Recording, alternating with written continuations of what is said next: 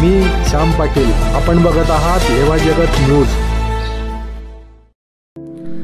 आता शिक्षण फक्त पुस्तकांपुरतेच मर्यादित नाही तर कौशल्य आणि रोजगारापुरतेही मर्यादित आहे। प्रागतिक शिक्षक मंडळ संचलित प्रागतिक खासगी औद्योगिक प्रशिक्षण संस्था बामनोद येथे तुम्हाला फिटर आणि इलेक्ट्रिशियन ट्रेडमध्ये आधुनिक प्रशिक्षण मिळते, जिथे अनुभवी व तंत्रशिक्षक, अत्याधुनिक संगणक लॅब, सुसज्ज यांत्रिक प्रयोगशाळा, प्रशस्त शैक्षणिक परिसर, सुसज्ज असे ग्रंथालय असे सर्व सोयीसुविधांनी युक्त असे प्रागतिक खासगी औद्योगिक प्रशिक्षण संस्था बामनोद। जर तुम्ही 10वी आणि 12वी उत्तीर्ण असाल तर तुमचे भविष्य सुधारण्यासाठी हीच योग्य वेळ आहे। आपला एक फोन आपल्या पाल्याच्या उज्ज्वल भविष्यासाठी। खाली दिलेल्या क्रमांकावरती आजच संपर्क करा।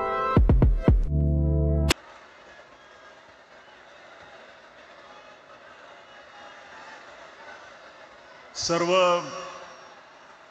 प्रेक्षकांना, कार्यकर्त्यांना विनंती आहे की त्यांनी आता ती गर्दी तिकडची कमी करावी आणि आपण आता कार्यक्रमाला सुरुवात करत आहोत। मी मगाशी म्हटलं त्याप्रमाणे हा काही एखादा राजकीय मेळावा नाही। इथे कुठल्याही पक्षाचे झेंडे नाहीत। हा आहे मराठी जनांचा उत्सव, आपल्या भाषेचा महाउत्सव।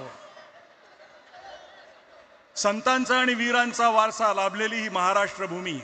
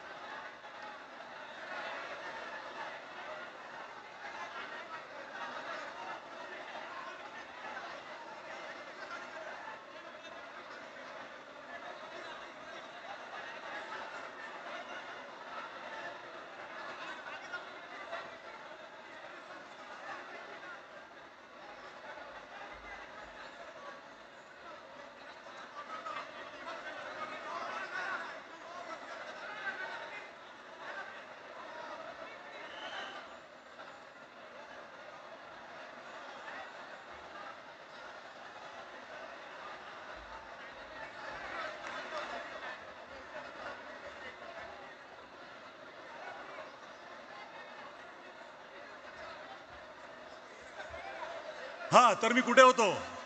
मराठी जनांचा उत्सव आणि आपल्या भाषेचा हा महाउत्सव साजरा करायला तुम्ही सगळे इकडे जमलेले आहात।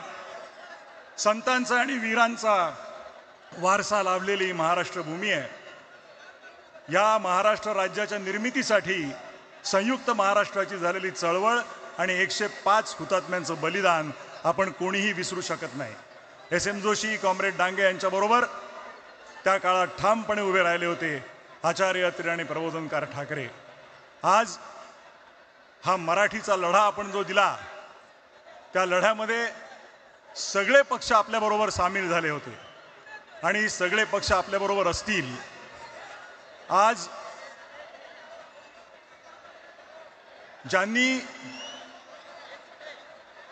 महाराष्ट्राचा मंगल कलश या महाराष्ट्रात आणला ते यशवंतराव चव्हाण यांचा वारसा लाभलेल्या राष्ट्रवादी काँग्रेस शरद पवार यांच्या सुप्रिया सुळे इकडे हजर आहेत, मी त्यांचं स्वागत करतो। जितेंद्र आव्हाडजी इकडे आहेत, बरेच नेते इथे उपस्थित आहेत, मी त्यांचे आभार मानतो इथे आल्याबद्दल। खरं म्हणजे या सगळ्यांकडनं आपल्याला दोन दोन शब्द ऐकायला आवडले असते, परंतु आजचा कार्यक्रम हा आता इतका उशिरा सुरू झाला आहे की आपल्याला ही भाषणं, त्यांचे शुभेच्छा संदेश आपल्याला कदाचित त्यांच्याशी आपल्याला बोलता येणार नाही, त्यांच्याकडनं ऐकता येणार नाही। अनेक काही नेते आलेत, कॉम्रेड प्रकाश रेड्डी कम्युनिस्ट पार्टीचे, कॉम्रेड अजित नवले, माननीय श्री महादेव जानकर, शेका पक्षाचे जयंतरावजी पाटील, जितेंद्र आव्हाड साहेब आणि अनेक जण इथे उपस्थित आहेत. आपली उपस्थिती आमच्यासाठी फार महत्त्वाची आहे. खरं म्हणजे आपल्याकडनं शुभेच्छांचे संदेश आम्हाला ऐकायचे होते, परंतु आपल्याकडे आता वेळ कमी असल्यामुळे आपण पुढच्या कार्यक्रमाकडे जाऊया. कसं मी मगाशी म्हटलं त्याप्रमाणे त्या काळात ठामपणे उभे राहिले होते आचार्य अत्रे आणि प्रबोधनकार ठाकरे. प्रबोधनकार ठाकरेंचा वसा पुढील काळात जपला त्यांचे सुपुत्र माननीय हिंदू हृदय सम्राट बाळासाहेब ठाकरे यांनी. त्यांनी मराठी भाषा जपली आणि मराठी माणसाचा स्वाभिमान वाढवला. स्वर्गीय प्रबोधनकार आणि बाळासाहेब ठाकरे यांच्या महाराष्ट्र धर्माचा वारसा पुढे घेऊन जाणारे आजचे आपले निमंत्रक दोन ठाकरे बंधू म्हणजे अर्थातच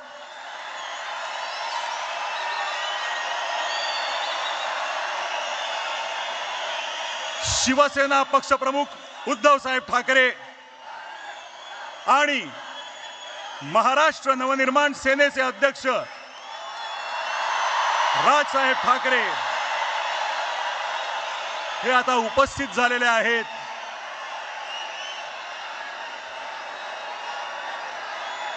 ज्या ऐतिहासिक क्षणाची आपण वाट पाहत आहोत, मी त्या दोन्ही नेत्यांना विनंती करतो त्यांनी ह्या मंचावर यावं आणि मराठीचा आवाज किती बुलंद आहे ते दाखवून द्यावं.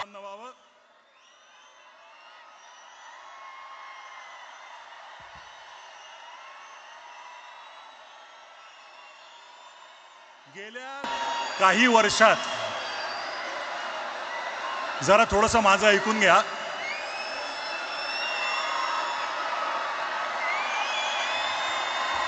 बरं का, तुमच्या मनातले काही शब्द बोलतोय मी.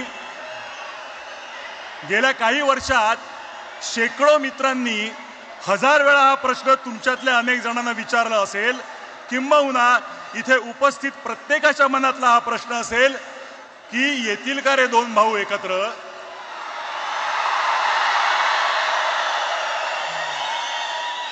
कोणी दोघांशी बोलून होईल का हो काही, पण असं दुसऱ्या तिसऱ्याने बोलून ऐकणार असतील तर ते ठाकरे कसले. त्यांना स्वतःला पटलं तरच ते ती गोष्ट करणार आणि त्यांना पटणार एका मंचावर आणणारं एक निमित्त घडलं. मराठी भाषेवर अन्याय करण्याचा प्रयत्न झाला आणि हे दोन वाघ चवताळून उठले. मराठी अभिजात भाषा होतीच, आहे आणि असेल, पण मागल्या दाराने तिसरी भाषा घुसवून माय मराठी संपवण्याचे डावपेच सुरू झाले आणि ते उधळून लावण्यासाठी हे दोघे आणि इतर सर्व राजकीय पक्ष जे समोर बसलेत ते आपापसातले मतभेद विसरून सगळे एकत्र उभे ठाकरे, सगळे एकत्र उभे ठाकरे ठाकले. फक्त राजकीय पक्ष नव्हे तर अनेक सामाजिक संघटना, साहित्यिक, कलावंत, पत्रकार, शेतकरी, कामगार आणि मराठी माणूस एक झाला. सर्वांची भावना एक झाली. महाराष्ट्रावर केली सक्ती तर आम्ही दाखवू आमची शक्ती. आणि ही शक्ती दिसताच समस्त मराठी जनांना अन्यायकारक वाटणारा तो शासन निर्णय मागे घेण्यात आला. सर्वांबरोबर तुम्हा दोघांचंही हार्दिक अभिनंदन. मी आता माननीय राजसाहेब, आपण बऱ्याच वेळा हे बोलला आहात की भाषा मारली की संस्कृती संपवता येते, स्वातंत्र्य संपवता येतं. आपली मराठी संस्कृती जपण्यासाठी ती जाणून घेणं गरजेचं आहे. वाचन संस्कृती वाढणं, उत्तम संगीत, नाटक, चित्रपट होणं, मराठी ही व्यवहाराची आणि रोजच्या जगण्याची भाषा होणं असं तुम्ही मानता. परवाच तुम्ही बोलताना म्हणालात की बाकी काहीही चालेल पण मराठीच्या बाबतीत तडजोड नाही. आज ह्या दिवशी तुम्हाला भाषा, मराठी माणूस, महाराष्ट्र याबद्दल काय बोलावं असं वाटतं ते ऐकण्यासाठी आम्ही उत्सुक आहोत. मी विनंती करतो माननीय श्री राजसाहेब ठाकरे यांना की त्यांनी आपलं मनोगत व्यक्त करावं.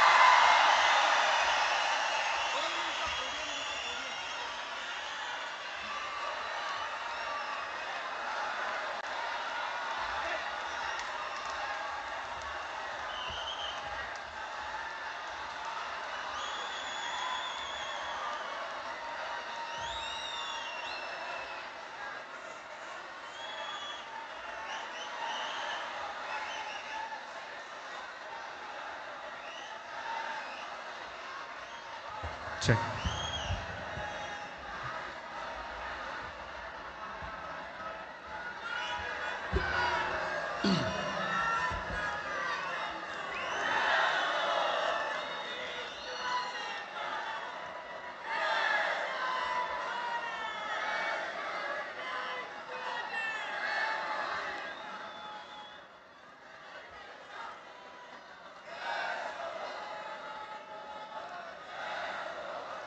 सन्माननीय उद्धव ठाकरे,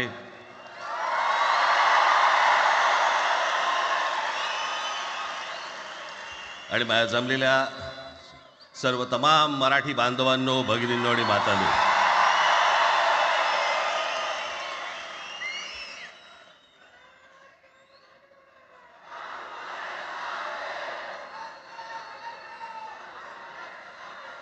खरं तर दोघांची भाषणं संपली ना की एकत्र आरोळ्या ठोका.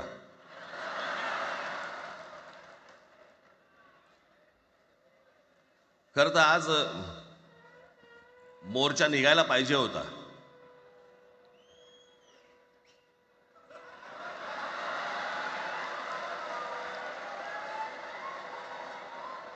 तोंडानेच आहे ना.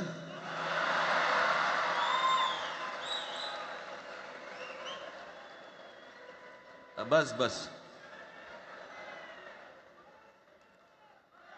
मोर्चा खरं तर निघायला पाहिजे होता.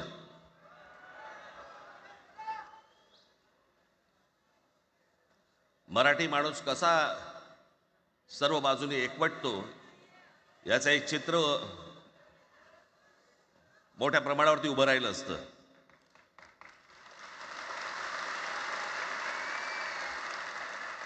पण नुसत्या मोर्चाच्या चर्चेनेच माघार घ्यावी लागली.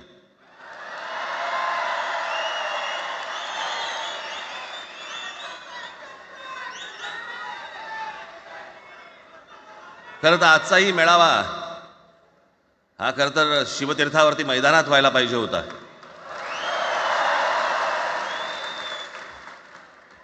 मैदान ओसंडून वाहिलं असतं अख्खं.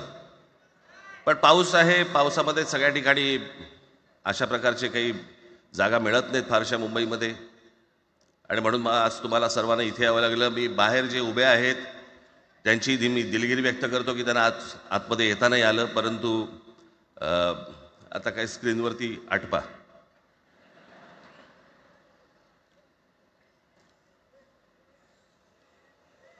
मी माझ्या मुलाखतीमध्ये एक म्हटलं होतं की त्याच्यातनं या सगळ्या गोष्टी खरं तर सुरू झाल्या, आणि मी असं म्हटलं होतं की कोणत्याही वादापेक्षा आणि कुठच्याही भांडणापेक्षा महाराष्ट्र मोठा आहे.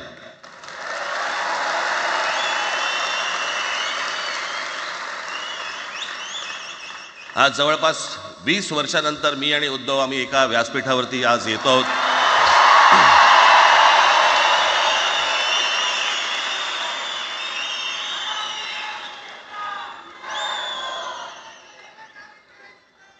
जे माननीय बाळासाहेबांना जमलं नाही, जे अनेकांना जमलं नाही, आम्हाला दोघांना एकत्र आणायचं, ते देवेंद्र फडणवीसला जमलं.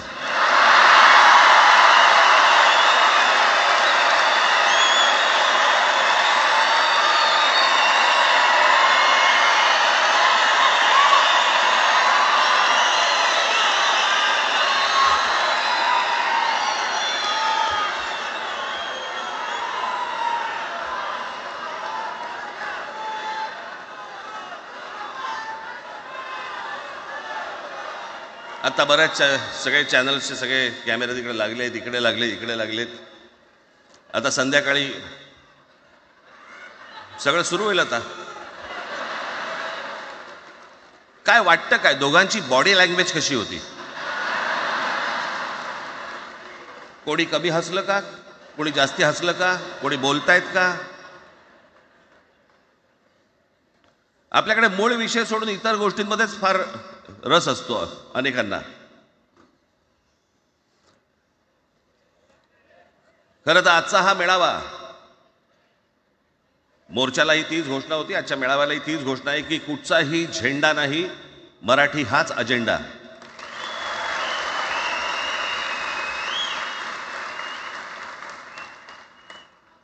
माझ्या मराठीकडे, माझ्या महाराष्ट्राकडे वेडावाकड्या नजरेने पाहायचं नाही कोणी.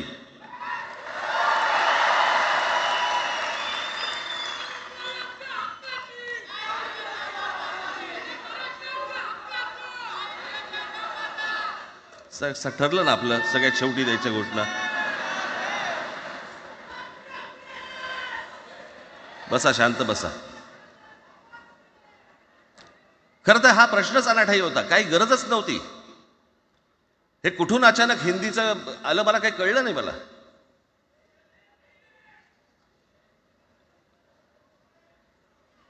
आणि हिंदी कशासाठी? हिंदी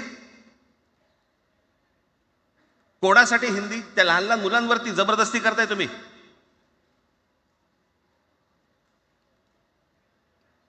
कोणाला विचारायचं नाही, शिक्षण तज्ज्ञांना काही विचारायचं नाही, कोणाला काही विचारायचं नाही. बस आमची सत्ता आहे, आमच्याकडे बहुमत आहे, आम्ही लादणार.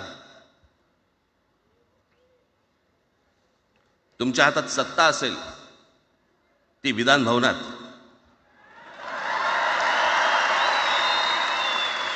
आमच्याकडे सत्ता आहे रस्त्यावर.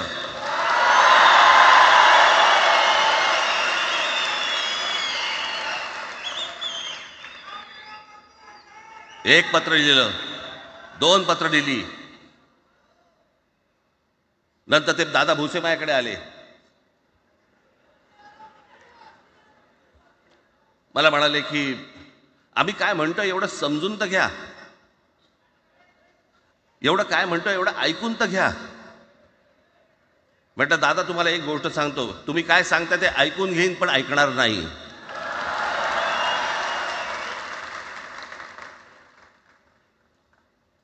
मराठीच्या विषयामध्ये त्याच्यात तुम्ही तिसरी भाषा लादताय. त्रिभाषा सूत्र, कुठलं त्रिभाषा सूत्र आणलं?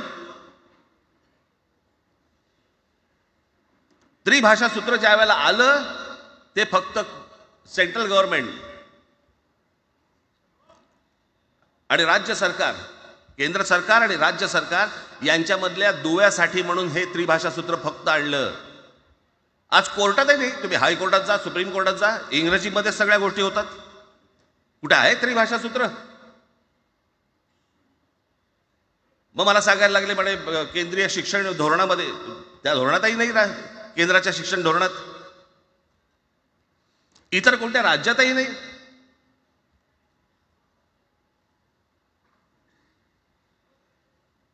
महाराष्ट्रात प्रयोग करून पाहिला तरी दक्षिणेची राज्य तर हिंग लावून विचारत नाही त्यांना. पण महाराष्ट्र ज्या वेळेला पेटून उठतो त्यावेळेला काय घडतं आणि काय होतं हे आज राज्यकर्त्यांना समजलं असेल. त्याशिवाय का माघार घेतली?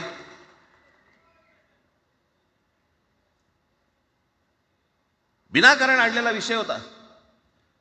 मी त्याशी त्या भुसेंना सांगितलं, म्हटलं मला सांगा उत्तर प्रदेश, बिहार, राजस्थान, मध्य प्रदेश कोणती तिसरी भाषा आणणार आहात? खरं तर आणली पाहिजे.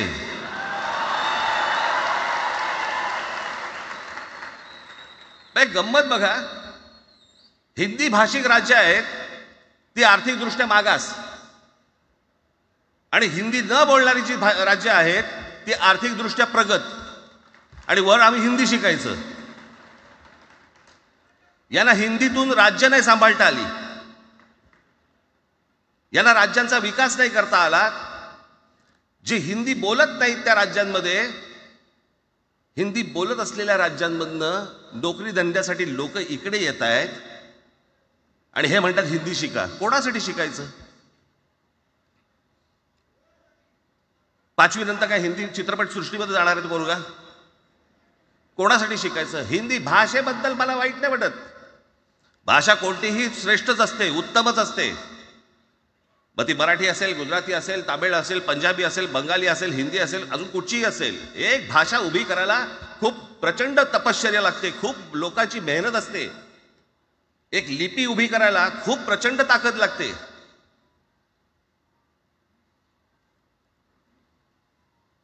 अशाच भाषा काय उभ्या राहत नसतात.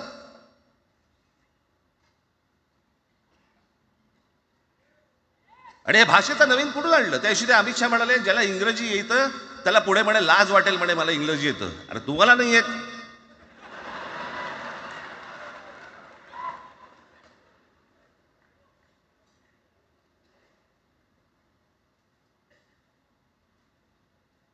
या संपूर्ण हिंद प्रांतावरती 125 वर्ष, 1400 वर्ष मराठ्यांनी राज्य केलं. 1400 वर्ष इतक्या राज्यांवरती आम्ही राज्य केलं. तो त्यावेळेला राज्यच नव्हती, पण जे प्रदेश होते त्याच्यावरती राज्य केलं. आम्ही मराठी लादली गुजरातवरती, मध्य प्रदेशवरती, राजस्थानवरती, पंजाबवरती, इतर सगळ्या प्रांतांवरती जिथे जिथे म्हणून अटोकपर्यंत पोहोचले होते मराठा साम्राज्य, आम्ही लादली. अरे हिंदी भाषा आहे, 200 वर्षापूर्वीची भाषा आहे, महाराजांच्या काळात पण नव्हती.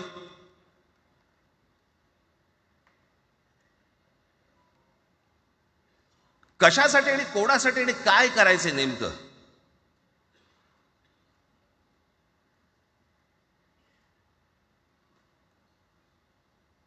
यांनी फक्त चाचपडून पाहिलं, चाचपडून.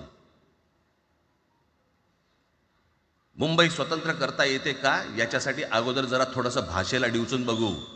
महाराष्ट्र शांत राहिला तर पुढे ते पाऊल टाकू.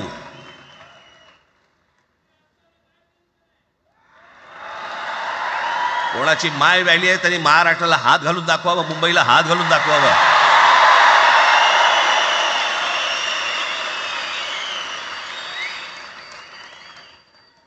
त्या मजाक वाटला काय? आम्ही शांत आहोत याचा अर्थ गांडू नाही आहोत.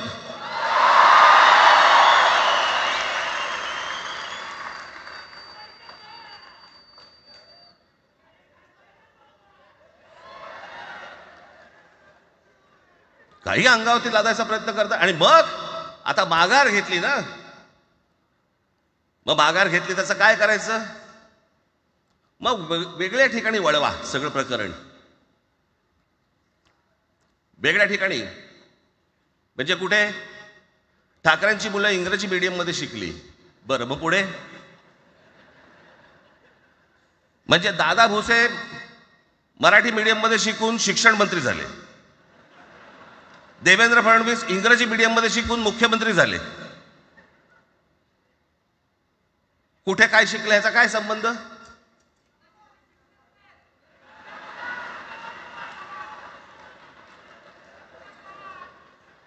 अहो कोणाकोणाची मुलं इथे परदेशामध्ये शिकतायत, याद्या आहेत आमच्याकडे. त्याचं काय करणार आहात तुम्ही? आणि त्याच्यातल्या त्याच्यात मंत्रिमंडळातल्या एक एक मंत्र्याचं हिंदी आहे का? फेफरं येईल, फेफरं.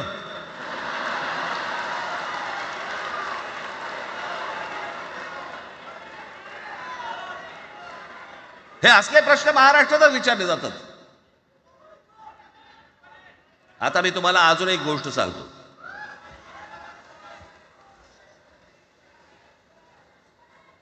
आम्ही मराठी मीडियम मध्ये शिकलो, हो शिकलो.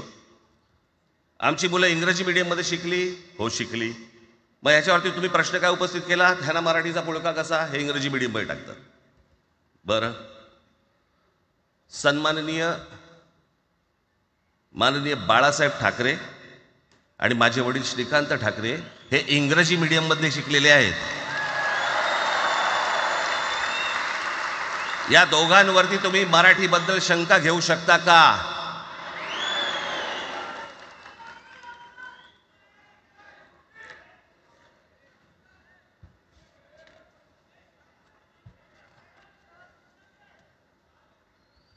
Lalkrishna Advani Saint Patrick high school Christian missionary school मध्ये शिकले. हिंदुत्वावर शंका घेऊ का त्यांच्या? कॉन्व्हेंट स्कूल मध्ये शिकलेले आहेत अडवाणी. दक्षिण भारतामध्ये बघा, तमिळच्या प्रश्नावरती, तेलुगूच्या प्रश्नावरती कडवटपणे समोर येऊन उभे राहतात. कोण विचारते तर ना, तुमची मुलं कुठे शिकली आणि तुम्ही कुठे शिकलात?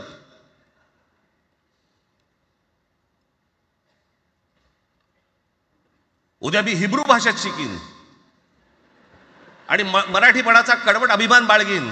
काय प्रॉब्लेम आहे?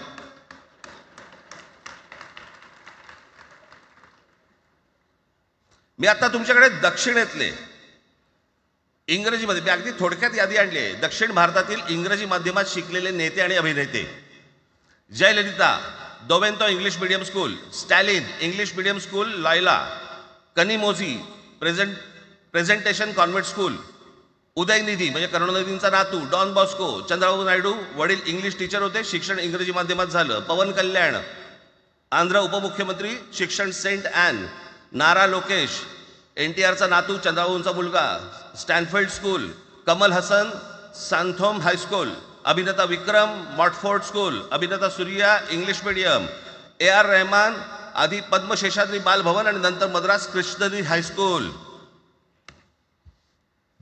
परवा दिवशीचा एक प्रसंग सांगतो. एका व्यासपीठावरती तामिळनाडूमध्ये AR रहमान व्यासपीठावरती उभे होते, काहीतरी कार्यक्रम होता, त्या बाई तामिळमध्ये बोलत होत्या.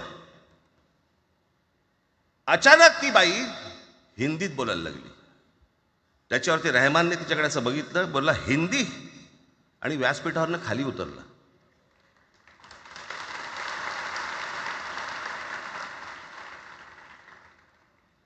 तुमचा कडवटपणा हे तुम्ही शिक्षण कुठे घेतले याच्यावरती नसतो, तो कडवटपणा तुमच्या आतमध्ये असावा लागतो. म्हणजे बाळासाहेब इंग्रजी मीडियममध्ये शिकले, इंग्रजी वर्तमानपत्रामध्ये व्यंगचित्र काढायचे, पण मराठीचा अभिमान याच्या बाबतीत कधी तडजोड नाही केली.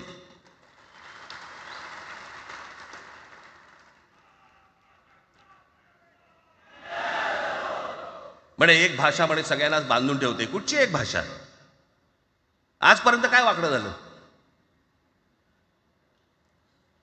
म्हणजे आपल्या संरक्षण खात्यामध्ये घ्या, आपल्या संरक्षण खात्यामध्ये जेवढी रेजिमेंट्स आहेत, मी फक्त तुम्हाला नावं वाचून दाखवतो. मद्रास रेजिमेंट आहे, राजपुताना रायफल्स आहे, राजपूत रेजिमेंट आहे, डोगरा रेजिमेंट आहे, सीख रेजिमेंट आहे, जाट रेजिमेंट आहे, पॅराशूट रेजिमेंट आहे, पंजाब रेजिमेंट आहे, ग्रेनेडियर्स आहेत, सीख लाईट इन्फंट्री आहे, मराठा लाईट इन्फंट्री आहे, गढवाल रायफल्स आहे, कुमाऊं रेजिमेंट आहे, आसाम रेजिमेंट आहे, बिहार रेजिमेंट आहे, महार रेजिमेंट आहे, जम्मू काश्मीर रायफल्स आहे, जम्मू आणि काश्मीर लाईट इन्फंट्री आहे, नागा रेजिमेंट आहे, गोरखा रायफल्स आहे, गोरखा रायफल्स आहे, त्याच्यानंतर तुमचं लडाख स्काउट्स आहे, अरुणाचल स्काउट्स आहे, सिक्कीम स्काउट्स आहे. इतक्या राज्यांच्या आज आपल्या संरक्षण खात्यामध्ये लोक आहेत आणि इतक्या रेजिमेंट्स आहेत. शत्रू दिसला की एकत्र तुटून पडतात ना. भाषेचा प्रश्न येतो कुठे?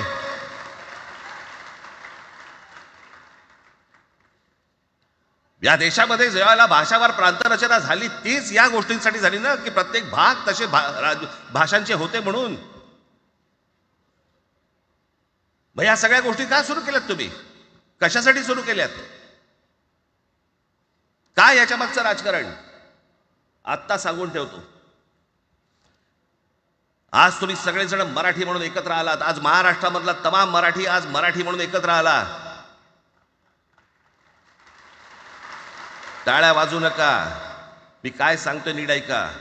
याचा पुढचं राजकारण ह्यांचं पुन्हा तुम्हाला जातीमध्ये विभागायला सुरुवात करतील. पुन्हा हे जातीचं कार्ड खेळायला सुरुवात करणार. मराठी म्हणून तुम्हाला कधी एकत्र येऊ देणार नाहीत. हे जातीपातीमध्ये विभागायला सुरुवात करतील. आता हे सुरू केलं. काल कोणाच्या ते व्यापाऱ्याच्या कानफडीत मारली मीरा भाईंदरला. त्याच्या काय इथे लिहिलं होतं काय गुजराती?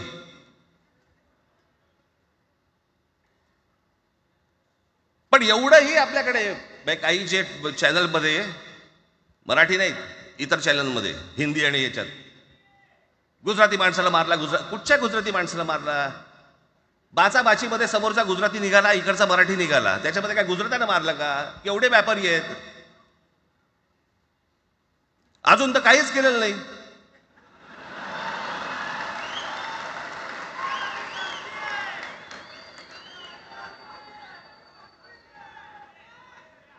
अर्थात त्यांना मराठी आली पाहिजे याच्याबद्दल वाद नाही. विनाकारण उठसूट काय मारामारी करायची गरज नाही आणि मारायची गरज नाही. पण जर जास्ती नाटकं केली तर कानाखाली आवाज काढलाच पाहिजे तुम्ही. पण चूक त्यांची असली पाहिजे. आणि एका गोष्टीचं लक्षात ठेवा, अशी कधी गोष्ट कराल त्याचे व्हिडिओ काढू नका.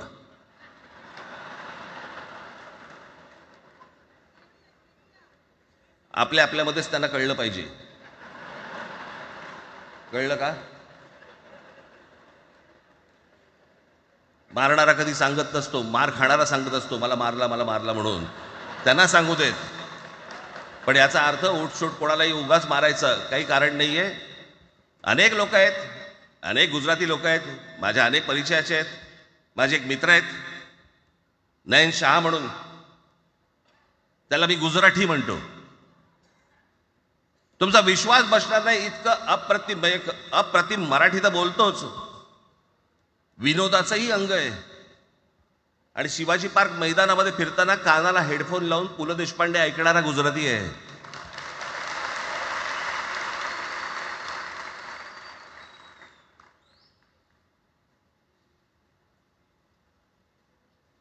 मी मगाशी तुम्हाला सांगितलं की हे मराठीचं बाळकडू, आमच्यासाठी ते बाळकडूच होतं.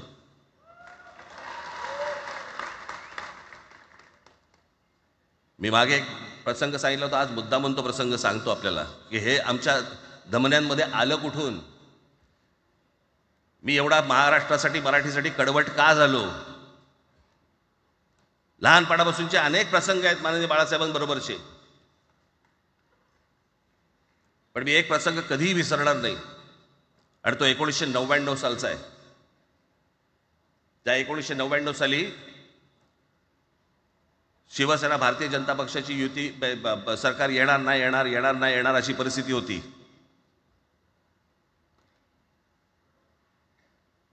पवार साहेब त्यावेळेला त्यांनी राष्ट्रवादी काँग्रेस पक्ष स्थापन केला होता. वेगवेगळे लढले होते. आणि मग सगळ्या त्या वादामध्ये, शिवसेना भारतीय जनता पक्षाच्या त्या वादामध्ये काहीच होईना. दिवसामागून दिवस चाललेत, परंतु काही होईना. एके दिवशी मी मातोश्रीला खाली बसलो होतो, दुपारची वेळ होती. अचानक 2 गाड्या लागल्या. साधारणपणे 3:30-4 वगैरे वाजले असते. ते जरा वेळेला नाव विसरतो मी, पुण्याचं कोणतो जावडेकर, प्रकाश जावडेकर आणि काही मंडळी आली. मला म्हणाले, राज बाळासाहेबांना अर्जंट भेटायचं आहे. म्हटलं आत्ता ते भेटणार नाही. म्हटलं ती त्यांची झोपायची वेळ आहे. नाही म्हणे अर्जंट आहे म्हणे. म्हटलं नाही भेटणार. म्हटलं मी तुम्हाला सांगतो. म्हटलं काय विषय काय. म्हटलं मी बोलायचं काम करतो. म्हटलं काय विषय काय. आणि त्यांना सांगा मुख्यमंत्री पदाचा विषय झालेला आहे. म्हटलं अच्छा, अरे वा. म्हटलं काय झालं. सुरेशदादा जैन यांना दोन्ही बाजूने आम्ही ठरवलंय की त्यांना मुख्यमंत्री करायचं. एवढं फक्त बाळासाहेबांना सांगायचं. ठीक. मी वर गेलो. रूममध्ये काळोख, शांतता. आम्ही अरे तुरेमध्ये बोलायचो म्हणून मी हाक मारली. म्हटलं हे काका गाढ झोपले होते. म्हटलं काका उठ. ए काका उठ. माझ्या बघितलं माझ्याकडे. काय रे. म्हटलं नाही ती सगळे खाली जावडेकर वगैरे सगळी मंडळी आली आहेत. म्हटलं बरं मग. नाही ते म्हणतात ते मुख्यमंत्री पदाचा विषय झाला आहे म्हणून. म्हटलं पण ते म्हणाले काय झालं. ते म्हणाले सुरेशदादा जैन यांना मुख्यमंत्री पदासाठी दोन्ही जणांनी सांगितलं की करायचं म्हणून. असं माझ्याकडे बघितलं त्यांनी. त्यांना जाऊन सांग महाराष्ट्राचा मुख्यमंत्री मराठीच होईल, दुसरा कोणी होणार नाही.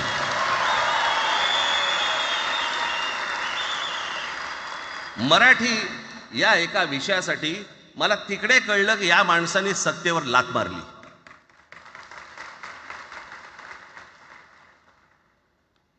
हे संस्कार ज्या पोरावरती झाले असतील तो मराठीसाठी तडजोड करेल काय. बाकी सगळ्या युत्या आघाड्या सगळ्या कुठच्याही गोष्टी होत राहतील. महाराष्ट्र, मराठी माणूस, मराठी भाषा याच्यावर तडजोड होणार नाही. कोणत्याही परिस्थितीत होणार नाही. याच्या पुढे देखील तुम्ही सर्वांनी सावध असणं पण गरजेचं आहे आणि सतर्क असणं पण तेवढंच गरजेचं आहे. पुढे पुढे काय काय गोष्टी घडतील, काय काय गोष्टी होतील कल्पना नाही, परंतु मला असं वाटतं की ही मराठीसाठीची एकजूट ही कायम राहावी आणि महाराष्ट्रामध्ये सन्माननीय माननीय बाळासाहेबांचं जे स्वप्न होतं ते पुन्हा साकारावं अशी एक आशा, अपेक्षा आणि इच्छा व्यक्त करतो आणि आपल्या सर्वांची मी रजा घेतो. धन्यवाद. जय हिंद, जय महाराष्ट्र. धन्यवाद राजसाहेब. मलाही सांगा, आपल्या सगळ्यांपेक्षा आज जास्त आनंदी कोण झालं असतं? आपल्या सगळ्यांपेक्षा आज जास्त आनंदी कोण झालं असतं? ज्यांनी मराठी माणसाला उभं केलं ते हिंदू हृदय सम्राट माननीय बाळासाहेब. आज त्यांची पुढची पिढी इथे मंचावर एकत्र येऊन मराठीचा गजर पुन्हा एकदा करते आहे आणि त्या आजोबांचे 2 लाडके नातू आज आपल्या समोर मराठीचा झेंडा पुढे नेण्यासाठी सज्ज झालेले दिसत आहेत. अमित ठाकरे इकडे उपस्थित आहेत, आदित्य ठाकरे उपस्थित आहेत. मी त्यांचंही स्वागत करतो. या वास्तूला NSCI डोम असं म्हणतात, पण इथे आज देश पाहतोय मराठी भाषेवर होणाऱ्या अन्यायाविरुद्ध पेटलेला मराठी जनमानसाचा आगडोंब.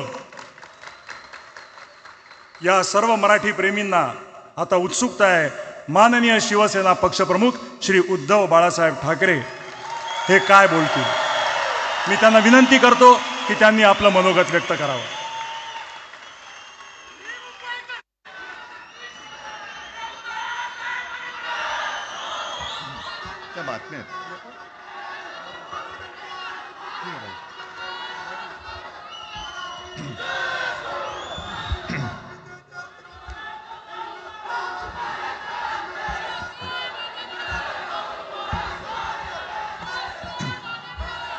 बऱ्याच वर्षानंतर राज आणि माझी भेट व्यासपीठावरती झाली. आता पंचायत अशी आहे की त्यांनी मला सन्माननीय उद्धव ठाकरे असं बोललेलं आहे.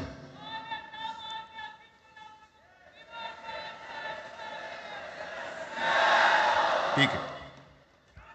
आणि साहजिकच आहे की त्याचंही कर्तृत्व आपण सर्वांनी पाहिलेलं आहे.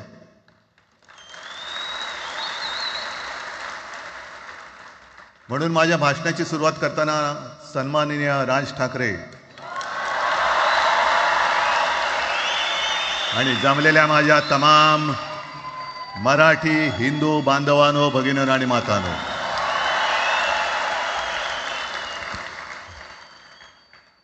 अप्रतिम मांडणी राजनी केलेली आहे.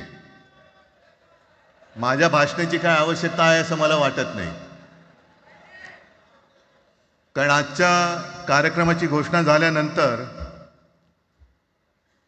साहजिकच आहे सगळ्यांचं लक्ष हे आज भाषणाकडे आहे. पण वैयक्तिक मला असं वाटतं की आज आमच्या भाषणांपेक्षा आमचं एकत्र दिसणं हे महत्त्वाचं आहे. सर्वप्रथम मी इकडे समोर सगळेजण बसलेत, ज्यांनी ज्यांनी मराठी भाषेसाठी पक्षभेद विसरून एक मराठी माणसाची वज्रमूठ दाखवली, त्या सगळ्यांना धन्यवाद देतोय. दीपक पवार पण त्याच्यात आहेत, सगळेच आहेत, मुणगेकर साहेब आहेत, सुप्रियाताई आहेत, सगळेच आहेत. कोणाकोणीचे नाही. महादेवराव बसले. महादेवराव आपल्याला सुद्धा बऱ्याच वर्षांनी पाहिलं. काय वेळेला काय जानकर बी अंजान होते असं होतं. पण एक गोष्ट नक्की की आमच्या दोघांमध्ये जो काही अंतरपाठ होता तो आनाजी पंतांनी दूर केला.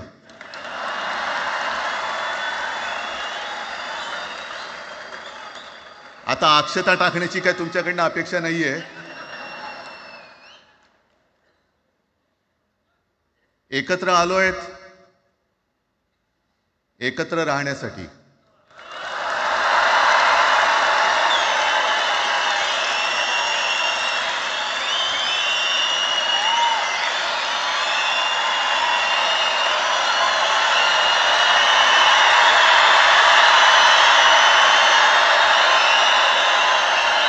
आणि मला कल्पना आहे, आज मला कल्पना आहे की अनेक बुवा महाराज हे बिझी आहेत. कोण लिंब कापतंय, कोण टाचण्या मारतंय, कोण गावी जाऊन अंगारे दुपारे करत असेल, रेडे कापत असतील. त्या सगळ्यांना सांगतो, या सगळ्या भोंदूपणा विरुद्ध माझ्या आजोबांनी लढा दिला होता आणि त्यांचे आम्ही वारसदार म्हणून तुमच्या समोर उभे ठाकलेलो आहोत.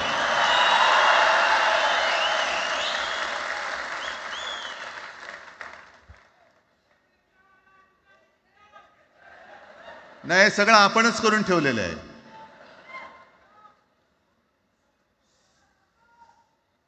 भाषेवरनं जेव्हा एखादा विषय निघतो तेव्हा तो केवळ वरवरचा धरून चालणार नाही. मधल्या काळामध्ये अगदी दोघांनी, म्हणजे मी काय, राजनैतिक आणि आपण सगळ्यांनी या नतद्रष्टांचा अनुभव घेतलेला आहे. वापरायचं आणि फेकून द्यायचं. आता आम्ही दोघं मिळून तुम्हाला फेकून देणार आहोत. आजपर्यंत वापर करून घेतलात. अरे डोक्यावरती जर का शिवसेना प्रमुख नसते तर तुम्हाला ओळखत कोण होतं या महाराष्ट्रामध्ये? कोणत्या भाषेत बोलत होतात? अगदी राज, तू सगळ्यांची शाळा काढली, मला एका प्रश्नाचं उत्तर पाहिजे, मोदींची शाळा कोणती? सगळ्यात उच्च शिक्षित आहेत.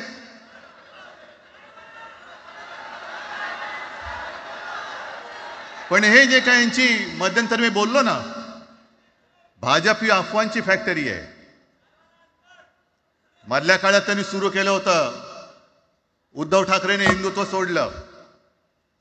हिंदुत्व ही कोणत्याही भाषेची मक्तेदारी नाही. आम्ही अस्सल मराठी बोलणारे तुमच्याही पेक्षा जास्त कडवट, कट्टर, देशाभिमानी हिंदू आहोत. तुम्ही काय आम्हाला हिंदुत्व शिकवताय? अरे 92-93 साली जेव्हा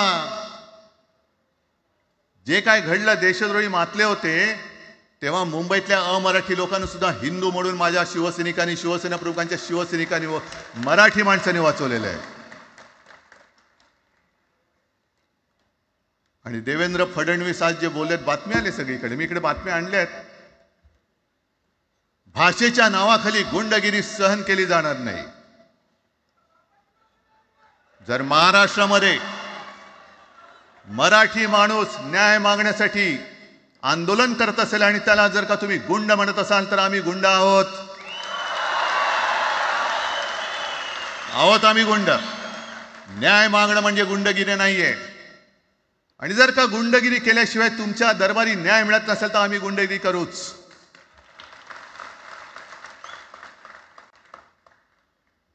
पण हे सगळे राजकीय वाडगे, देवेंद्र फडणवीसांची आजचं वक्तव्य म्हणजे मला संयुक्त महाराष्ट्र चळवळीच्या वेळेला सखा पाटलांनी केलेलं एक वक्तव्य आठवते. हे असेच तेव्हाचे, म्हणजे जो दिल्लीत बसतो त्याचे पाय चाटणारे इथले राज्यकर्ते असतात, ते त्यांना मी बाडगे म्हणतोय.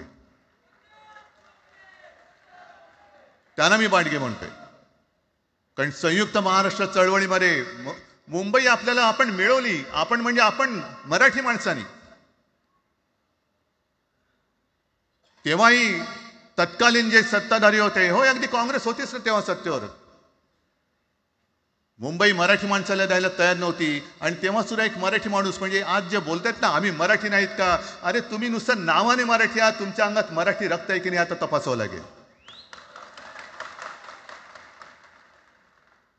आणि सखा पाटील बोलले होते, यावश चंद्र दिवा करो, मुंबई महाराष्ट्राला मिळणार नाही. कशी नाही मिळत, झुकवलं, वाकवलं, गुडघ्यावरती आणलं मराठी माणसानी. आणि मुंबई आपल्या हक्काची, तुम्ही आता जी घोषणा घेतली ना, दिली ना, ती मुंबई आपल्या हक्काची आपण लढून आपण मिळून घेतली.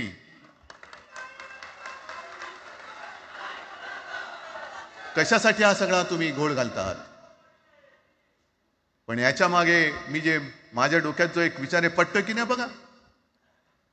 हे यांचं सध्या जे काय चालू आहे, म्हणजे आधी आपल्याला सुद्धा वाटलं होतं. कारण तेव्हा काश्मीरमध्ये 370 कलम होतं, ते हटवण्यासाठी शिवसेनेने पाठिंबा दिला. आणि तेव्हा यांनी घोषणा दिली होती, एक निशाण, एक प्रधान, एक विधान. बरोबर आहे, देश एक असला पाहिजे, संविधान एक असलं पाहिजे, निशाण सुद्धा एकच, तो आपला तिरंगा असला पाहिजे. भाजपचं भांडी पुसायचं फडकं असतं कामा नये. ते फडकं म्हणजे आमचा राष्ट्रध्वज नाहीये, पण ते सगळं चाललंय एक एक एक एक. त्याच्यानंतर आता नवीन एक तुमणं काढलं, वन नेशन वन इलेक्शन. म्हणजे हळुवारपणाने हे सगळं काही एक एक एक करत, हिंदी, हिंदू, हिंदुस्तान, हिंदू आणि हिंदुस्तान मान्य आहे, पण हिंदीची सक्ती आम्हाला मान्य नाही. तुम्ही किती कमिट्या करा, हिंदीची सक्ती तुमचे 7 पिढ्या उतरल्या तरी आम्ही लावू देत नाही.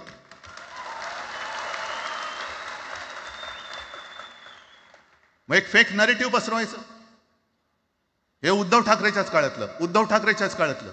अरे उद्धव ठाकरे एवढं काम करत होता, मग पाडलात कशाला गद्दारी करून? टाण्या बोंबललात तेव्हा. पण मी अभिमानाने सांगेन, माझ्या मंत्रिमंडळातले सहकारी इकडे बसले, जितेंद्र आव्हाड आहेत, आणखीन कोणी असतील. मी मुख्यमंत्री असताना महाराष्ट्रामध्ये मी मराठीची सक्ती केली होती आणि केलीच, ज्याचा मला अभिमान आहे. काय केलं त्याचं तुम्ही? मराठी भाषा महाराष्ट्रामध्ये सक्तीची करावी लागली. का करावी लागली? कोण आहेत आमच्या मराठीचे दुश्मन, कोण आहेत? पण महाराष्ट्रामध्ये मराठीची सक्ती केल्यानंतर सुद्धा काही लोक कोर्टामध्ये गेले. ती गुंडगिरी नाही होत. पण आता कोणतरी एक तो भेडी असतं त्याचं नाव,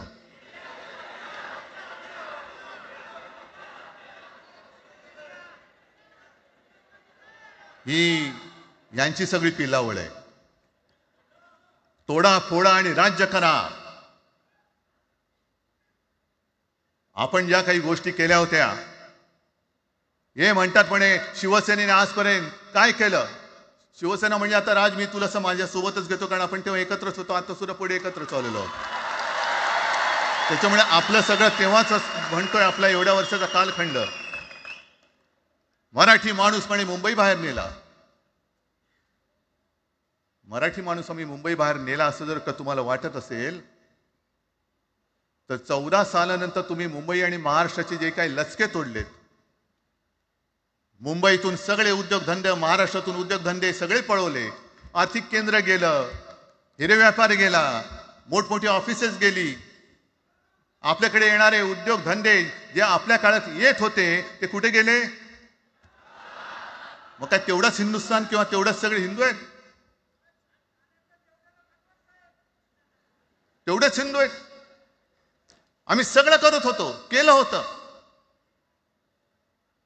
पण तुम्ही पहिल्या प्रथम आमच्यात गद्दारी करवलीत आणि तुम्ही आमचं सरकार पाडलं. ह्याचं कारण तुमचे जे मालक तिकडे बसलेले 2 व्यापारी, त्यांचे बूट चाटण्यासाठी तुम्ही हे सगळं करतात.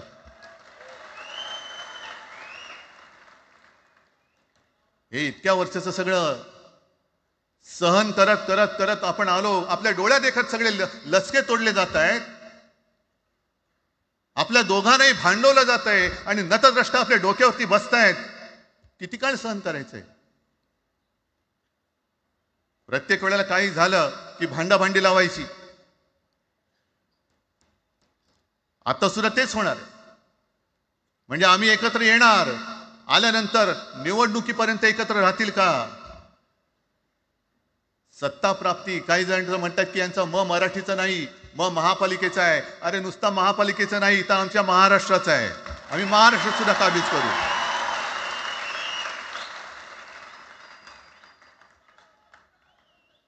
आज तर निवडणुका नाहीयेत. आमची सत्तेवरती जे शिवसेना प्रमुखांनी सांगितलं, अरे सत्ता काय, सत्ता येते आणि सत्ता जाते. पण आपली ताकद ही आपल्या एकजुटीमध्ये असली पाहिजे. दर वेळेला संकट आलं की आपण सगळे मराठी एकवटतो आणि संकट गेलं की आपणच एकमेकांमध्ये भांडायला लागतो. आता नको, हा नतद्रष्टपणा आता करायचा नाहीये, अजिबात करायचं नाहीये.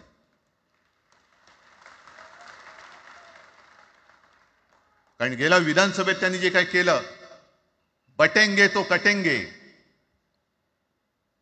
आपल्याला काय वाटलं होतं की हिंदू मुसलमानांमध्ये करतायत. हिंदू मुसलमान तर केलंच, पण त्यांनी खास करून केलं ते मराठीतर मध्ये केलं. म्हणजे यांची नीती आहे ती अशीच आहे जे गुजरातमध्ये त्यांनी केलं. गुजरातमध्ये गेल्या निवडणुकीत एक असा माहोल होता, मला वाटतं मोदी तेव्हा का त्यांच्या नंतर असेल माहित नाही, मला लक्षात नाही. वातावरण असं पेटलं होतं गुजरातमध्ये की बस आता पटेल यांना आपटेल. पण त्यांनी काय केलं बरोबर, पटेलांना भडकवलं, पटेलांना वेगळं केलं आणि पटेल तर सगळं एकत्र केलं. हरियाणामध्ये पण तेच केलं. जाट लोकांना भडकवलं, जाट लोक एकत्र झाले त्यांना वेगळं केलं आणि जाटे तर सगळा जो काही समाज होता तो एकत्र करून तिकडे सत्ता प्राप्त केली. महाराष्ट्रामध्ये तेच केलं. मराठ्यांना उचकवलं आणि मराठी तर सगळा एकत्र केला. बटेंगे तो कटेंगे ही भीती त्यांच्यामध्ये निर्माण केली की बघा ते एकत्र झालेत, तुम्ही जर का फुटलात तर ते तुमच्या डोक्यावर बसतील. झाले एकत्र. मराठी माणूस मराठी माणसाची भांडला आणि दिल्लीचे गुलाम आपल्या डोक्यावरती राज्य करायला लागले. आणि आपण त्यांच्या पालख्या व्हायच्या. नुसते पालख्यांचे भय होणार की तुम्ही कधीतरी आपल्या माय मराठीला पालखीमध्ये सन्मानाने बसवणार आहात. बस झालं, आता यांची जोखड फेकून दिली पाहिजे. एकमेकांमध्ये भांडून त्यांचे जे काही डाव आहेत ते करत असतात. मी पेपरमध्ये बघितलं, काल बघितलं, आज बघितलं. आमचे पंतप्रधान जगभर फिरतायत. काय तो मोठा पट्टा घातलाय, स्टार ऑफ घाना. कुठे आला घाना देश? इकडे घाण आणि तिकडे घाना, स्टार ऑफ घाना. पण एका बाजूला मोदींचा फोटो आणि दुसऱ्या बाजूला माझ्या महाराष्ट्रामधला शेतकरी कर्जबाजारी झालाय, त्याला बैल सुद्धा तर पोचत नाही, बैल मिळत नाही, म्हणून त्या नांगराचं जोखड घेऊन तो शेती करतोय. मग एका बाजूला हा शेतकरी त्याच्या खांद्यावरती गळ्यामध्ये ते नांगराचं जोखड आहे आणि तिकडे आमचे पंतप्रधान स्टार ऑफ घाना. लाज वाटली पाहिजे, लाज, खरोखर लाज वाटली पाहिजे. आणि आजच पेपरमध्ये बातमी आले, 2 बातम्या आल्या की लाडक्या बहिणीचं पोर्टल आता बंद, नव्याने नोंदणी होणार नाही. बसा बोंबलत आता. आणि त्याही पेक्षा सगळ्यात भयानक गोष्ट म्हणजे संपूर्ण देशामध्ये सगळ्यात जास्त कर्जबाजारी शेतकरी कुठे असतील तर ते आपल्या महाराष्ट्रामध्ये आहेत. महाराष्ट्र आता थांबणार नाही, कर्ज काढतच राहणार. आणि ही यांची जी काही खेळी आहे, आपापसात भांडवायचं. मी एक साधी गोष्ट केली होती. जितेंद्र, तुम्हाला माहिती असेल, आपण तिकडे चौपाटीला, जिकडे बिर्ला मातोश्री का बिर्ला क्रीडा केंद्र काय आहे,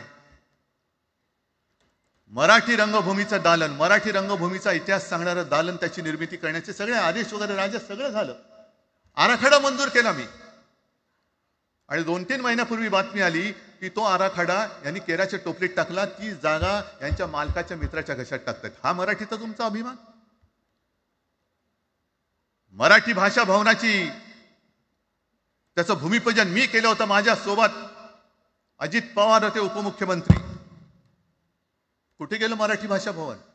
कुठे गेलं मराठी भूमीचं रंगभूमीचं दालन? का तुम्ही आमची मराठी मारतात? का तुम्ही आमच्यावरती सक्ती करता आहात? अनेकदा सांगितलं की आम्ही कोणत्याही भाषेच्या विरोधात नाही आहोत, पण जर आमच्यावरती सक्ती करण्याचा प्रयत्न केला तर आमची शक्ती काय ती एकदा तुम्हाला अशी दाखवू की पुन्हा तुम्ही कधी डोकं वर नाही काढणार, पुन्हा डोकं वर काढणार नाही. या सगळ्या गोष्टींकडे आपण आज एकत्र आलेलो आहोत. पुन्हा आपल्यामध्ये काड्या घालण्याचे उद्योग होतील, कारण त्यांचा धंदाच तो आहे. एकतर कुठे, मी नेहमी सांगतो, कोणाच्याही लग्नामध्ये भाजपवाल्यानं बोलवू नका. येतील मस्त श्रीखंड, बासुंदी, पोळ्या बिळ्या खातील आणि त्याला नवरा बायकोत भांडण लावून दुसऱ्या लग्नात जेवायला जातील. बरं, एवढं केलं तरी बरं, नाही तर त्या पोरीलाच पळून घेऊन जातील. कारण ह्यांचं स्वतःच असं काहीच नाहीये. कोणत्याही लढ्यामध्ये कधी भाजपा नव्हता. अगदी संयुक्त महाराष्ट्राच्या चळवळीमध्ये सुद्धा भाजप हा सगळ्यात शेवटी आला आणि 57ची निवडणूक झाल्यानंतर सगळ्यात पहिल्यांदा बाहेर पडला. हे जनसंघ, तेव्हा त्यांचा जो राजकीय नाव होतं जनसंघ, यांच्याकडनं आम्ही देशाभिमान शिकायचा, यांच्याकडनं आम्ही महाराष्ट्राचा अभिमान शिकायचा. आणि आम्ही आपापसात भांडून ह्यांना सगळं काही बहाल करून टाकायचं, या सगळं विकून टाका, सगळा सत्यानाश करून टाका. अरे आपली मुंबईच्या शिंदड्या उडवल्या जात आहेत. अख्खी मुंबई कोणाच्या कशात घालतायत? कोणाच्या? बघत बसायचं सगळं. म्हणजे आज सगळ्यात जास्त जर कोणी जमिनीचा मालक मुंबईमध्ये असेल तो यांच्या मालकाचा मित्र आहे, अदानी. कोणाची जागा? कोणी रक्त सांडलं? कोणी ते हुतात्मा स्मारकाला वंदन करताना सुद्धा आपल्याला लाज वाटली पाहिजे. अरे त्यांनी तर रक्त सांडलं, बलिदान केलं, पण त्यांनी रक्त सांडून मिळून गेलेली मुंबई जर का आपण राखू शकणार नसू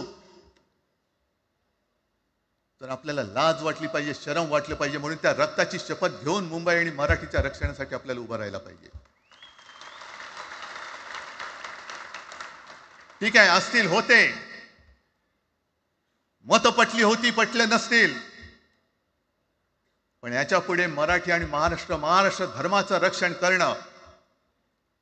आमचा हनुमान चालीसाला विरोध नाहीये, पण मारुती स्तोत्र आम्हाला का विसरायला लावताय? मारुती स्तोत्र आहे ना, भीमरूपी महारुद्रा. आमचा जय श्रीरामला विरोध नाहीये, पण भेटल्या म्हटल्यानंतर राम राम हे म्हणणारे आम्हीच मराठी. हे तुम्ही आता जय श्रीरामची घोषणा द्यायला लागलात, पण जय जय रघुवीर समर्थ सांगणारे समर्थ रामदास त्यावेळेला आमचे होऊन गेले. त्यांनी आम्हाला पहिल्यांदा रामाची भक्ती शिकवली. त्याच्यामुळे यांचा काही आगा नाही, पिछा नाही. राजकारणातले हे व्यापारी आहेत, वापरा आणि फेका. तो एक गद्दार काल एक बोललाय, जय गुजरात.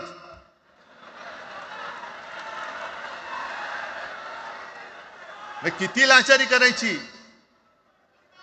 म्हणजे तो पुष्प पिक्चर पाहिल्यात तुम्ही सगळ्यांनी, दाढीवरनं हात फिरवून, झुकेगा नाही साला.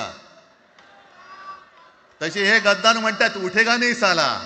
कुछ भी बोलो, उठेगाही नाही. अरे कसा उठणार? आहे का तुझ्याकडे उठण्यासारखं? म्हणजे विचार मी म्हणतोय.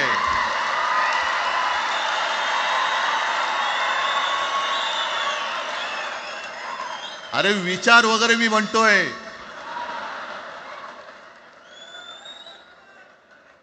हिंदी भाषेच्या सक्तीला विरोध न करणारा बाळासाहेबांच्या विचाराचा पाईक असू शकेल? आपला मालक आला म्हणून त्याच्यासमोर जय गुजरात म्हणणारा आपल्या बाळासाहेबांच्या विचाराचा पाईक असू शकेल? मग आता जे मला वाटतं कुठल्या एबीपीचं होतं ना, उघडा डोळे बघा नीट.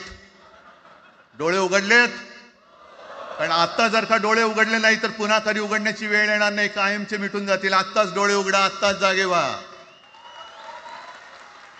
आणि आत्ता आलेली जाग जर का जाणार असेल तर मग मात्र स्वतःला मराठी आईची मुलं म्हणू नका, अजिबात म्हणू नका. आणि शिवसेना प्रमुखांनी जे काही शिकवलं, एक तर कोणावर अन्याय करू नका, पण तुमच्या अंगावर जर का कोणी हात उगारला तो हात जागेवरती ठेवू नका.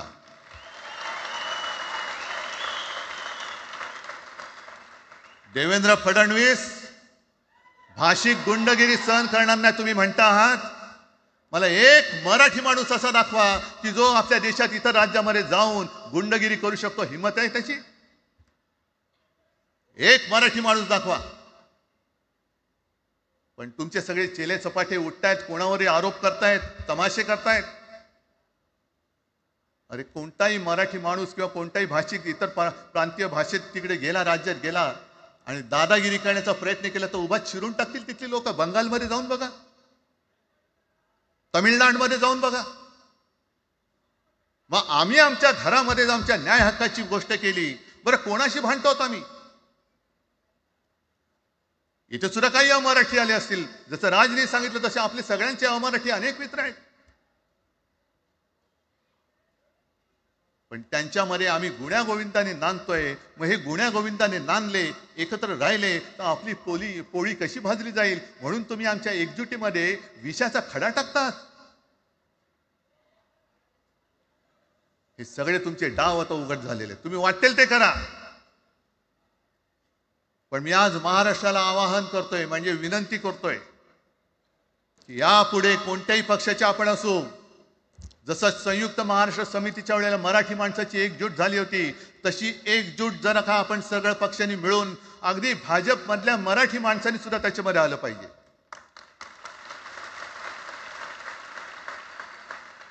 का नाही यायचं? ज्या राज्यामध्ये राहता, ज्या मातीमध्ये तुम्ही जन्माला आलात, ज्या आईच्या पोटी जन्म घेतलात, तिचे उघड उघड जर का हे धिंडोडे काढणार असतील आणि आपण आपले पक्षीय भेदाभेद घेऊन त्यांना पायघड्या घालणार असू, तर असं षंडाचं जीवन जगण्यापेक्षा मेलेलं बरं. महाराष्ट्र हा शूरांचा आहे, वीरांचा आहे, दगडांचा आहे, पण यांच्यासारखा धोंड्यांचा नाहीये. ही आपण आता एक शपथ घेतली पाहिजे. घेताय तुम्ही? घेतलेत की एकजूट केवळ आमचा कार्यक्रम. मी राजला परवा फोन केला, अरे जसं काय आपल्या पिक्चरचा प्रीमियर होता असं सगळेजण विचारतात आज कसं येऊ. हा प्रीमियर असेल, पण आजपासून सुरुवात झालेली आहे. आजपासून सुरुवात झालेली आहे. एक तर आम्ही कोणाशी दादागिरी करणार नाही, पण कोणी दादागिरी केली तर आम्ही ती सहनही करणार नाही. शिवसेना प्रमुखांनी तेव्हा जे सांगितलं होतं तेच परत एकदा सांगतोय. मराठा मराठेतर, ब्राह्मण ब्राह्मणेतर, 96 कोळी 92 कोळी, स्पृश्य अस्पृश्य, घाटी कोकणी, हे सर्व भेदाभेद गाडून मराठी माणसाची भक्कम एकजूट बांधा.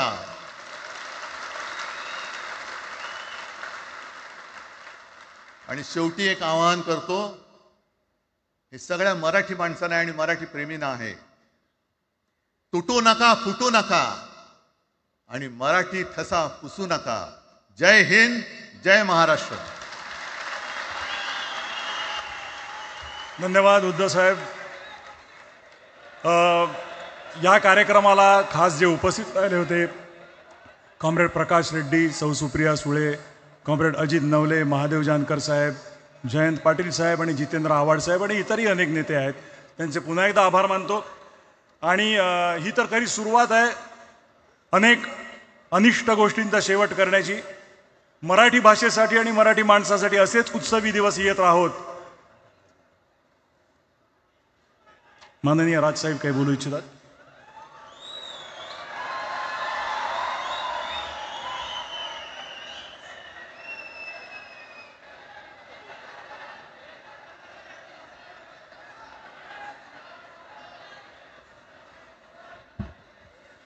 मला माफ करा, मगाशी माझ्या भाषणामध्ये त्या ओघात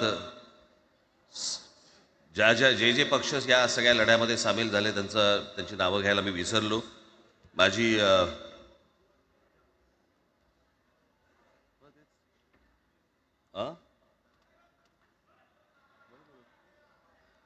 माझी विनंती आहे, कॉम्रेड प्रकाश रेड्डी, आपण कुठे आहात? मागे. बरं. सौ सुप्रियाताई सुळे, आपण कृपा करून व्यासपीठावरती यावं. कॉम्रेड अजित नवले, जितेंद्र आव्हाड,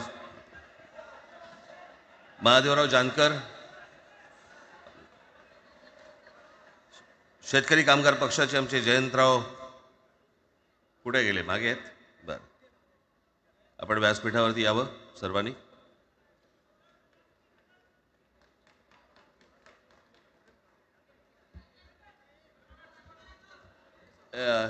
हे काढा मला सोड.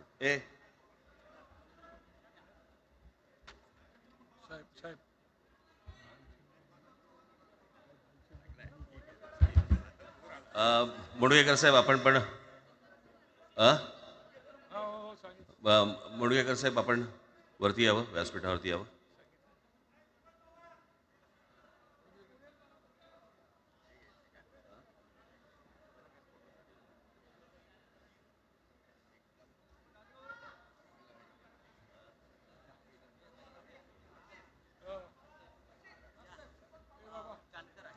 दीपक पवार इथे आहेत का? त्यांनीही कृपया मंचावरती यावं.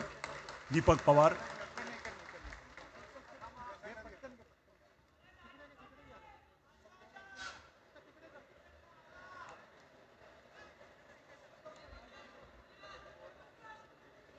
दीपक पवार इथे उपस्थित आहेत का? मागे कुठेतरी बसले असं मला कळलं. आणि आमदार निकोले इथे आले, त्यांना मी विनंती करतो. हा, दीपक पवार आले. दीपक पवार आले.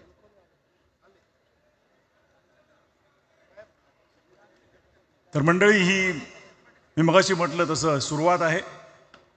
महाराष्ट्रातील प्रत्येक माणूस मराठी बोलताना पाहायचं असेल तर ही त्याची सुरुवात आहे. मी निमंत्रकांतर्फे आपल्या सर्वांचे आभार मानतो. सर्व पक्षांच्या प्रतिनिधींचे, नेत्यांचे, सगळ्यांचे आभार मानतो निमंत्रकांच्या वतीने. मराठी भाषेसाठी आणि मराठी माणसासाठी असेच उत्सवी दिवस येत राहोत आणि महाराष्ट्राची नेहमीच प्रगती होवो अशी सदिच्छा व्यक्त करून आणि आयोजकांचे आणि उपस्थित सर्व मराठी जनांचे आभार मानून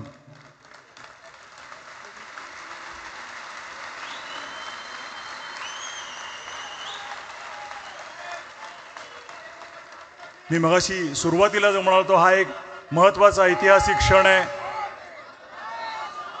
या ऐतिहासिक क्षणाचे आपण सगळे साक्षीदार आहोत.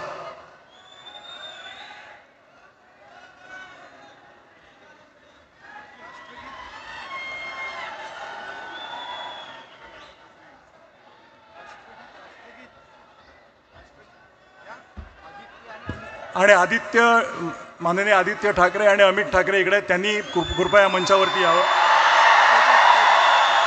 आणि तेजस ठाकरे यांनी यावं.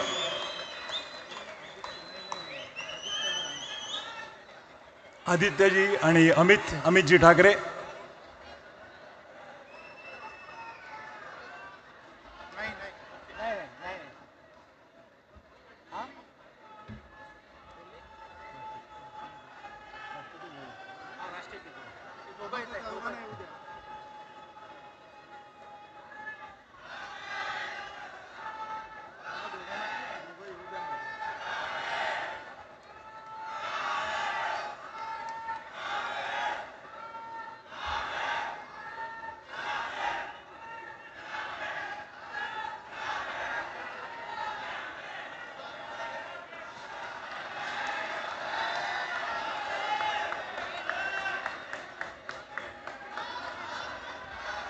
आणि हो, संजयजी राऊत इकडे उपस्थित आहेत, त्यांनी इथे यावं.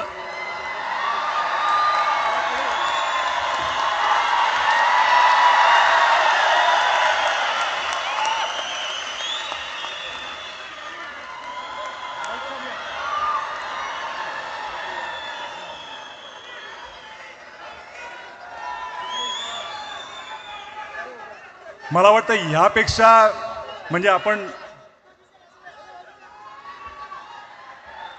तर आता मी मगाशी म्हटलं त्याप्रमाणे आवाज कुणाचा? आवाज मराठीचा. आवाज मराठीचा. आवाज कुणाचा? धन्यवाद. आणि आता मी विनंती करतो की राष्ट्रगीताची धून आपण लावूया आणि आपण हा कार्यक्रम संपल्याचं जाहीर करूया. राष्ट्रगीतासाठी सगळ्या जणांनी शिस्तीत उभं राहावं ही नम्र विनंती. आता शिक्षण फक्त पुस्तकांपुरतेच मर्यादित नाही तर कौशल्य आणि रोजगारापुरतेही मर्यादित आहे. प्रागतिक शिक्षक मंडळ संचलित प्रागतिक खासगी औद्योगिक प्रशिक्षण संस्था बामनोद येथे तुम्हाला फिटर आणि इलेक्ट्रिशियन ट्रेडमध्ये आधुनिक प्रशिक्षण मिळते, जिथे अनुभवी व तंत्रशिक्षक, अत्याधुनिक संगणक लॅब, सुसज्ज यांत्रिक प्रयोगशाळा, प्रशस्त शैक्षणिक परिसर, सुसज्ज असे ग्रंथालय असे सर्व सोयीसुविधांनी युक्त असे प्रागतिक खासगी औद्योगिक प्रशिक्षण संस्था बामनोद. जर तुम्ही 10वी आणि 12वी उत्तीर्ण असाल तर तुमचे भविष्य सुधारण्यासाठी हीच योग्य वेळ आहे. आपला एक फोन आपल्या पाल्याच्या उज्ज्वल भविष्यासाठी. खाली दिलेल्या क्रमांकावरती आजच संपर्क करा. लेवा जगत यूट्यूब चॅनलमध्ये आपलं स्वागत आहे. आपल्या परिसरातील ताज्या घडामोडी बघण्याकरता आमचे चॅनल सबस्क्राईब करा आणि आपल्या मोबाईलवर बघा ताज्या बातम्या व कमेंट करून प्रतिक्रिया जरूर कळवा. बघत रहा लेवा जगत. धन्यवाद.